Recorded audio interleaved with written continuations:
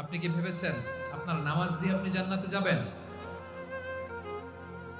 আপনি তাহাজ্জুদ গুজার, সেজদা দিতে দিতে কপালে দাগ ফেলেছেন, এটা আপনারা জান্নাতে নেবে না?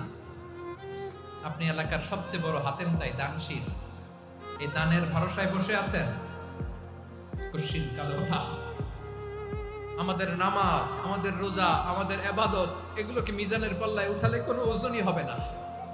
তবে আমাদের একটা কৌশল জানা আছে, আমরা আল্লাহর রহমতের ভিখারি। আমরা সেদিন আগেই গুনার স্বীকৃতি দিয়ে দেব।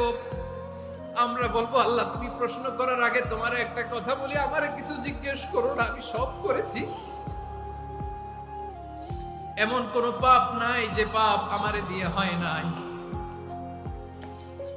তোমার রহমত দিয়ে তুমি জান্নাতে পাঠাবা, তোমার দয়ায় জান্নাতে যেতে চাই, আমল দিয়ে না। পারবেন বলতে? কিয়ামতের দিন আমরা বলবো, আল্লাহ আমার আমল দিয়ে জান্নাত চাই না, আমি তোমার দয়া দিয়ে জান্নাত চাই। তোমার দয়া ছাড়া আমার কোনো উপায় নাই।